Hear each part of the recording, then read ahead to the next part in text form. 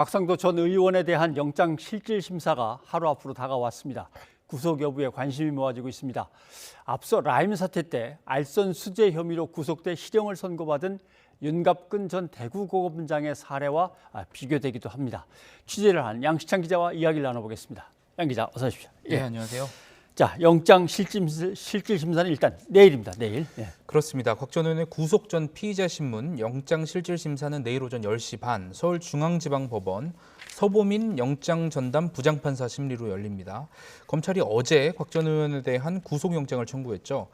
앞서 리포트에서 보신 것처럼 특정경제범죄 가중처벌법상 알선수재 혐의를 적용했는데요. 예. 많이 아시는 것처럼 대장동 개발사업 특혜 의혹을 받는 화천대유가 이 하나은행과 컨소시엄을 구성하는 데 곽 의원이 도움을 준 대가로 아들을 통해서 퇴직금 등 명목으로 25억 정도를 챙긴 혐의입니다. 예. 명목상 지급액은 50억 원이지만 검찰은 대법 판례 등을 고려해서 세금을 제외한 실지급액을 영장에 적시한 것으로 알려졌습니다. 네. 구속 여부는 내일 밤늦게 결정될 것으로 보입니다. 자, 곽상도 전 의원 혐의는 알선 수재입니다. 뇌물이 네. 아니고 알선 수재인데 영장이 뭐 어떻게 될지는 지켜봐야 되는 거지만 윤갑근 전 대구고검장 같은 경우가 비슷하죠. 업체로부터 부탁을 받고 금융기관에 뭔가 도움을 주려고 했던 것. 예, 두 개가 이제 그렇습니다. 사례가 비교가 되는 거군요. 그렇습니다. 말씀대로 두 사건의 공통점이 참 많은데요. 예. 먼저 윤 전 고검장 사건을 간략하게 설명을 드리겠습니다. 윤 전 고검장은 지난 2019년 이종필 라임 전 부사장 등으로부터 우리은행장에게 이 라임 펀드가 재판매될 수 있도록 요청해달라는 청탁을 받고 예. 그 대가로 2억 2천만 원을 받은 혐의로 구속돼서 재판에 넘겨졌고요. 죄목은 말씀대로 곽 전 의원과 같은 알선 수재입니다. 지난 5월 1심에서 재판부는 이 검찰이 구형한 징역 3년에 추징금도 2억 2천만 원을 그대로 선고했습니다. 예. 윤 전 고검장이 항소해서 현재 2심 재판이 진행 중인데 선고 공판만 남은 상태입니다. 네. 알선 수재. 그러면 두 사람의 혐의 중에서 이게 어떤 식으로 비교를 할 수 있는 겁니까? 네, 우선 출신을 보면 예. 곽 전 의원과 윤 전 고검장 둘 다 검찰 출신의 정치인들이죠. 예. 곽 전 의원은 2013년 청와대 민정수석을 거쳐서 대구에서 20대와 21대 국회의원을 지냈죠. 윤 전 고검장은 지난 2017년 검사 생활을 마감하고 2019년에 국민의힘 전신인 자유한국당에 입당해서 21대 총선에 출마했습니다. 하지만 충북 청주에서 더불어민주당 정정순 의원에게 패했습니다. 이런 검찰 출신 정치인이라는 점 말고 두 사람은 성균관 대학 동문이라는 점이 같습니다. 두 사람이 이렇게 출신도 같은데 이번 사건을 봐도요. 금융권 수뇌부에 영향력을 행사해달라는 청탁을 받았다는 혐의가 같죠. 곽 전 의원은 이 화천대유 김만배 전 기자의 요청을 받고 하나금융지주 김정태 회장에게 또 윤 전 고검장은 라임 이종필 부사장 등의 요청을 받고 우리금융그룹 손태승 회장에게 당시는 우리은행장이었습니다. 예. 영향력을 행사해달라는 요청을 받았다는 게 수사기관의 판단입니다. 여기에 공교롭게도 두 사람의 청탁을 받은 것으로 의심받는 이 금융그룹의 회장들, 우리금융그룹 손태승 회장과 하나금융지주 김정태 회장 역시 성균관대 출신으로 갔습니다. 이 두 사건이 이 성대 법조 금융 카르텔이다 이런 지적이 나오는 이유입니다. 네.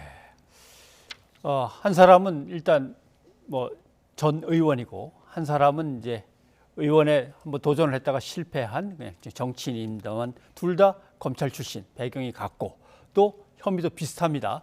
그러면 윤 전 고검장한테 적용된 대로 곽상도 전 의원한테도 적용될 수 있을까? 그 가능성은 얼마나 됩니까?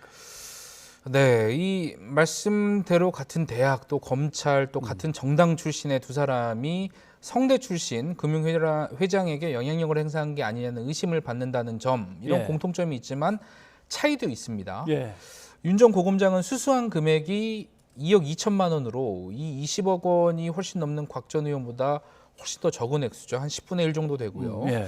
윤 전 고검장은 이 금액이 정당한 법률 자문 수수료라고 주장을 하는 반면 곽 전 의원은 아들의 퇴직금 명목의 성과급이라는 기존의 주장을 고수하고 있죠. 또 윤 전 고검장은 우리은행 손태승 회장을 두 차례 만난 사실은 인정하고 있는데 네. 반면 곽 전 의원은 김정태 회장과 만난 적이 없다고 주장을 하고 있습니다. 예. 지난해 12월이었는데요. 영장실질심사에 출석한 당시 윤곽근 전 고검장의 발언 들어보시겠습니다.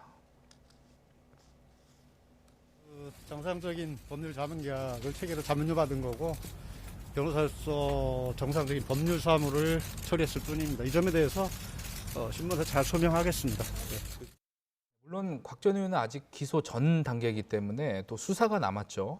혐의가 드러난다면 향후 재판에서 입장이 바뀔 수도 있습니다. 예. 핵심은 증거겠죠. 앞서 검찰이 곽 전 의원의 자택은 물론 하나은행 본사와 부동산 금융부가 있는 여의도 지점까지 압수수색했고 또 하나은행을 찾아가서 이 산업은행 컨소시엄에 함께 참여하자고 회유했다는 건설사 고위 관계자도 불러서 사실관계를 확인했습니다. 여기서 어떤 핵심 진술이 나왔고 그에 따른 증거는 확보했는지에 따라서 이 구속영장 발부가 결정될 것으로 보입니다. 예. 아무튼 한 사람은 영장실질심사가 이제 남아 있고, 그다음에 윤 전 고검장 같은 경우도 이제 항소심 이제 선고가 조금 남아있죠. 있으면 또 나옵니다. 예, 나왔을 그렇습니다. 때 두 개의 결과를 또 한번 비교를 해봐야 되겠군요. 네네. 알겠습니다. 예. 그리고 검찰에 남은 수사가 있습니다. 박영수 전 특검, 그다음에 권순일 전 대법관, 이제 흔히 말하는 50억 클럽에서 의혹이 이제 제기되면서 이름이 거명됐던 사람들인데, 뭐 수사가 어느 정도는 진행되고 있습니다만은 막상 이렇게 진행되는 수사와 별개로 이 관계가 있는 금융회사들에 대한 수사는 그냥 압수수색 뭐 한번 하고 말고 이 정도에서 끝나는 건지, 아니 거기를 제대로 수사를 해야 되는 건지, 이런저런 이제 여론들이 있어요. 그렇습니다. 현재 말씀대로 검찰 수사는 곽 전 의원을 포함한 이른바 50억 클럽의 멤버 박영수 전 특검과 권순일 전 대법관 등 이 인물 수사에 초점이 맞춰져 있는 것으로 보입니다. 예. 박영수 전 특검은 지난 25일 이미 한 차례 검찰 조사를 받았죠. 또 추가 소환 조사를 검찰이 계획 중인 것으로 알려졌습니다. 예. 또 권순일 전 대법관에 대한 조사도 검찰이 진행을 했죠. 한 가지 짚을 점은 말씀대로 50억 클럽 각 개인에 대한 의혹을 규명하는 게 우선이겠지만 이들에게 돈을 댄 것으로 의심받는 이 예. 금융권 수사도 못지않게 중요하다는 지적이 나옵니다. 금융기관의 배임 혐의 등은 이 금융기관의 고객이나 주주, 즉 일반 국민을 피해자로 볼 수 있기 때문에 어떻게 보면 이것이 민생과 직결되는 범죄라는 시각입니다. 직접 들어보시겠습니다. 네. 최근에 그 윤곽근 위원장과 우리은행 사이의 관계, 곽 전 의원과 그 하나은행 사이의 관계, 이런 것들을 보면 사실 그 돈이 그 은행의 고객들, 일반 국민들에게 돌아갈 돈이거든요. 이자 혜택이라든가 여러 가지 점들을 더 혜택을 줄 수 있는 돈인데 이게 엉뚱한 곳으로 돈이 흘러갔다는 것이 이슈가 되는 거기 때문에 이런 점과 관련해서는 이게 민생과 직결되는 사안이고 검찰에서 좀 더 면밀하게 수사를 할 필요는 있다고 보입니다. 네. 대장동 의혹에서도 역시 보듯이 부산저축은행의 부실 대출을 그때그때 제대로 밝혀내고 막아내지 그렇습니다. 않았던 네네. 것이 결국 대장동에서의 어떤 의혹의 이제 단초가 됐다, 이런 지적이 나온 거나 마찬가지겠죠. 네. 양 기자 수고했습니다. 네.